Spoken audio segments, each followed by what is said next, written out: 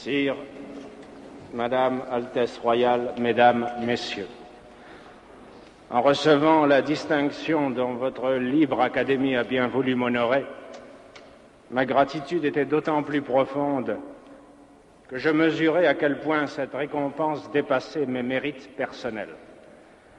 Tout homme et, à plus forte raison, tout artiste désire être reconnu. Je le désire aussi. Mais il ne m'a pas été possible d'apprendre votre décision sans comparer son retentissement à ce que je suis réellement. Comment un homme presque jeune, riche de ses seuls doutes et d'une œuvre encore en chantier, habitué à vivre dans la solitude du travail ou dans les retraites de l'amitié, n'aurait-il pas appris avec une sorte de panique un arrêt qui le portait d'un coup seul et réduit à lui-même au centre d'une lumière crue? De quel cœur aussi pouvait-il recevoir cet honneur à l'heure où en Europe d'autres écrivains, et parmi les plus grands, sont réduits au silence, et dans le temps même où sa terre natale connaît un malheur incessant? J'ai connu ce désarroi et ce trouble intérieur. Pour retrouver la paix, il m'a fallu en somme me mettre en règle avec un sort trop généreux. Et puisque je ne pouvais m'égaler à lui en m'appuyant sur mes seuls mérites, je n'ai rien trouvé d'autre pour m'aider que ce qui m'a soutenu tout au long de ma vie et dans les circonstances les plus contraires, je veux dire l'idée que je me fais de mon art et du rôle de l'écrivain. Permettez seulement que dans un sentiment de reconnaissance et d'amitié, je vous dise aussi simplement que je le pourrais, quelle est cette idée. Je ne puis vivre personnellement sans mon art, mais je n'ai jamais placé cet art au-dessus de tout.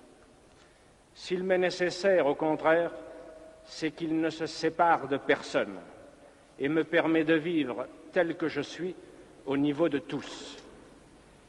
L'art n'est pas à mes yeux une réjouissance solitaire.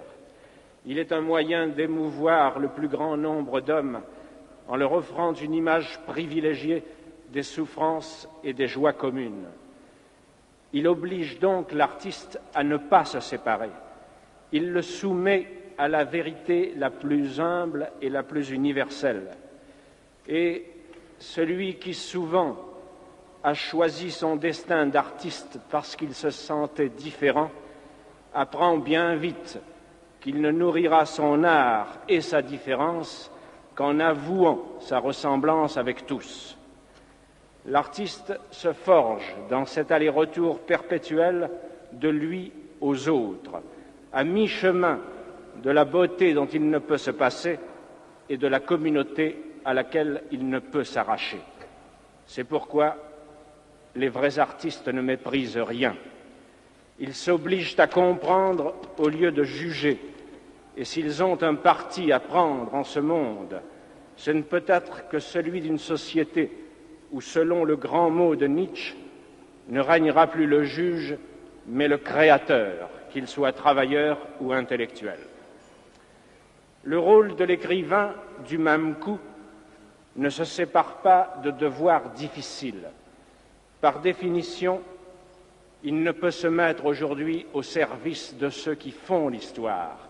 Il est au service de ceux qui la subissent. Ou sinon, le voici seul et privé de son art.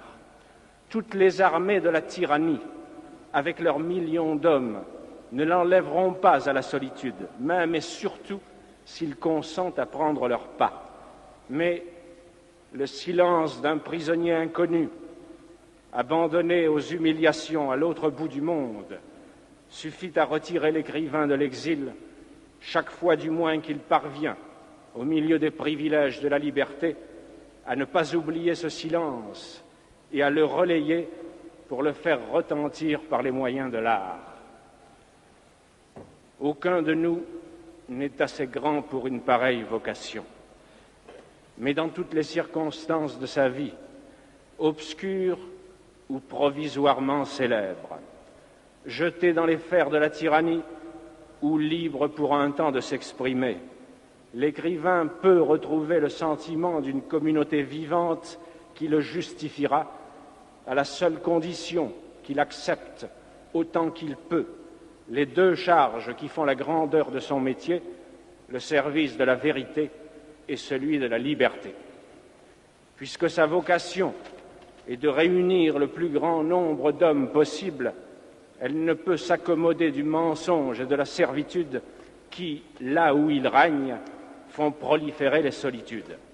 Quelles que soient nos infirmités personnelles, la noblesse de notre métier s'enracinera toujours dans deux engagements difficiles à maintenir, le refus de mentir sur ce que l'on sait et la résistance à l'oppression. Pendant plus de 20 ans d'une histoire démentielle, perdue sans secours, comme tous les hommes de mon âge dans les convulsions du temps, j'ai été soutenu ainsi par le sentiment obscur qu'écrire était aujourd'hui un honneur, parce que cet acte obligeait et obligeait à ne pas écrire seulement. Il m'obligeait particulièrement à porter, tel que j'étais et selon mes forces, avec tous ceux qui vivaient la même histoire, le malheur et l'espérance que nous partagions. Ces hommes, nés au début de la Première Guerre mondiale, qui ont eu 20 ans au moment où s'installait à la fois le pouvoir hitlérien et les premiers procès révolutionnaires, qui furent confrontés ensuite pour parfaire leur éducation à la guerre d'Espagne, à la Deuxième Guerre mondiale, à l'univers concentrationnaire, à l'Europe de la torture et des prisons, doivent aujourd'hui élever leurs fils et leurs œuvres dans un monde menacé de destruction nucléaire. Personne, je suppose, ne peut leur demander d'être optimistes. Et je suis même d'avis que nous devons comprendre, sans cesser de lutter contre eux, l'erreur de ceux qui, par une surenchère de désespoir, ont revendiqué le droit au déshonneur et se sont rués dans les nihilismes de l'époque. Mais il reste que la plupart d'entre nous, dans mon pays et en Europe, ont refusé ce nihilisme et se sont mis à la recherche d'une légitimité. Il leur a fallu se forger un art de vivre par tant de catastrophes pour naître une seconde fois et lutter ensuite à visage découvert contre l'instinct de mort à l'œuvre dans notre histoire. Chaque génération, sans doute, se croit vouée à refaire le monde. La mienne sait pourtant qu'elle ne le refera pas. Mais sa tâche est peut-être plus grande. Elle consiste à empêcher que le monde se défasse. Héritière d'une histoire corrompue, où se mêlent les révolutions déchues, les techniques devenues folles, les dieux morts et les idéologies exténuées, où de médiocres pouvoirs peuvent aujourd'hui tout détruire mais ne savent plus convaincre, où l'intelligence s'est abaissée jusqu'à se faire la servante de la haine et de l'oppression, cette génération a dû en elle-même et autour d'elle restaurer, à partir de ses seules négations, un peu de ce qui fait la dignité de vivre et de mourir. Devant un monde menacé de désintégration, elle sait qu'elle devrait, dans une sorte de course folle contre la montre, restaurer entre les nations une paix qui ne soit pas celle de la servitude, réconcilier à nouveau travail et culture et refaire avec tous les hommes une arche d'alliance. Il n'est pas sûr qu'elle puisse jamais accomplir cette tâche immense, mais il est sûr que partout dans le monde, elle tient déjà son double pari de vérité et de liberté et, à l'occasion, sait mourir sans haine pour lui. C'est elle qui mérite d'être saluée et encouragée partout où elle se trouve et surtout là où elle se sacrifie. Et c'est sur elle, en tout cas, que certains de votre accord profond, je voudrais reporter l'honneur que vous venez de me faire. Du même coup, après avoir dit la noblesse du métier d'écrire, j'aurais remis l'écrivain à sa vraie place, n'ayant d'autre titre que ceux qu'il partage avec ses compagnons de lutte, vulnérable mais entêté, injuste et passionné de justice, construisant son œuvre sans honte ni orgueil à la vue de tous, sans cesse partagé entre la douleur et la beauté, et voué enfin à tirer de son être double les créations qu'il essaie obstinément d'édifier dans le mouvement destructeur de l'histoire. Qui, après cela, pourrait attendre de lui des solutions toutes faites et de belle morale? La vérité est mystérieuse, fuyante, toujours à conquérir. La liberté est dangereuse, dure à vivre autant qu'exaltante.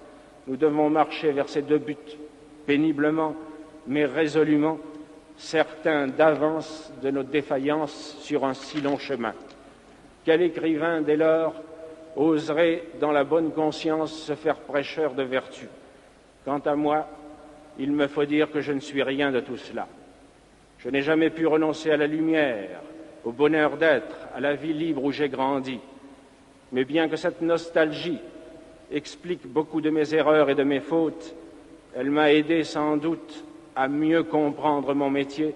Elle m'aide encore à me tenir aveuglément auprès de tous ces hommes silencieux qui ne supportent dans le monde la vie qui leur est faite que par le souvenir et le retour de bref et libre bonheur. Ramené ainsi à ce que je suis réellement, à mes limites, à mes dettes comme à ma foi difficile, je me sens plus libre de vous montrer, pour finir, l'étendue et la générosité de la distinction que vous venez de m'accorder. Plus libre de vous dire aussi que je voudrais la recevoir avec votre permission, comme un hommage rendu à tous ceux qui, partageant le même combat, n'en ont reçu aucun privilège, mais ont connu au contraire malheur et persécution. Il me restera alors à vous en remercier du fond du cœur et à vous faire publiquement, en témoignage personnel de gratitude, la même et ancienne promesse de fidélité que chaque artiste vrai, chaque jour, se fait à lui-même dans le silence.